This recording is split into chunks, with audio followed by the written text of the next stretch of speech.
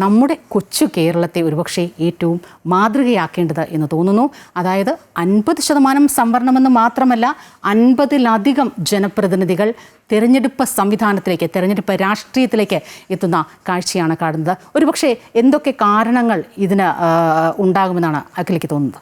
ഈ തദ്ദേശ തെരഞ്ഞെടുപ്പ് സ്വാഭാവികമായും 50% വനിതാ സംവരണം കൊണ്ടുവന്നത് കൊണ്ട് തന്നെ തീർച്ചയായിട്ടും 50 പേര്, അതായത് പകുതി പേരെന്തായാലും വനിതകൾ വേണമല്ലോ. പക്ഷേ ഇപ്പോൾ ഈ ഒരു 2025 ഈ തെരഞ്ഞെടുപ്പിലേക്ക് എത്തുമ്പോൾ ഒരു പക്ഷേ ഇതിൽ കൂടുതൽ വരാനുള്ള കാരണം സ്ത്രീകൾ കുറച്ചുകൂടി ആളുകൾക്കിടയിലേക്ക് ഇറങ്ങി പ്രവർത്തിക്കുന്ന കാലത്താണ് നമ്മളിപ്പോൾ കടന്നു പോകുന്നത്. അതായത് ആശാവർക്കർമാരായിട്ടും ഹരിത കർമ്മസേനയായിട്ടും നമ്മുടെ വീടുകളിലൊക്കെ വരുന്നുണ്ടല്ലോ, ഹരിത കർമ്മസേനയായിട്ടും അതിനപ്പുറം തന്നെ ഈ ആരോഗ്യ പ്രവർത്തകരും ഒക്കെ ആയിട്ട് നമ്മുടെ വീടുകളിലെത്തുന്നു, കുടുംബശ്രീ പ്രവർത്തകരൊക്കെ ഉണ്ട്.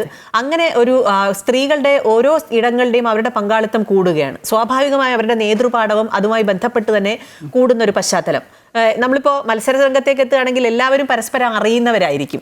ഒരു തദ്ദേശ തെരഞ്ഞെടുപ്പിനൊക്കെ ഏറ്റവും വലിയ പ്രത്യേകതയും അത് തന്നെയാണ്. അതായത് ഈ പാർലമെന്ററി രാഷ്ട്രീയത്തിൽ നിന്നൊക്കെ വ്യത്യസ്തമായി തദ്ദേശ പ്രാദേശിക തെരഞ്ഞെടുപ്പുകൾ എന്ന് പറയുമ്പോൾ ഈ പലപ്പോഴും മുന്നണികളെക്കാൾ അപ്പുറം ഈ ബന്ധങ്ങൾക്കാണ് ഒരുപക്ഷെ കൂടുതൽ. അതാണ് ഞാൻ പറഞ്ഞത്. അതായത് മുന്നണികൾക്ക് ഇപ്പൊ ആരെ മാറ്റി നിർത്തണം, ആരെ എടുക്കണം എന്നുള്ള ഒരു സംശയം വരുന്ന സാഹചര്യം. കാരണം എല്ലാവരും നേതൃപാടവത്തിലേക്ക് ഉയർന്നു വന്നു കഴിഞ്ഞു. പലരും നമ്മുടെ ഇപ്പൊ കുടുംബശ്രീയിലൊക്കെ ആദ്യം പ്രവർത്തിക്കുന്നത് പോലെ അല്ല ഇന്നത്തെ കുടുംബശ്രീ പ്രവർത്തിക്കുന്നത്. ഈ കാലങ്ങളിലായി വലിയ മാറ്റം അവർക്ക് ഉണ്ടായിട്ടുണ്ട്. അത് സ്ത്രീകളുടെ പ്രവർത്തന മേഖലകളിലും ഉണ്ടായിട്ടുണ്ട്.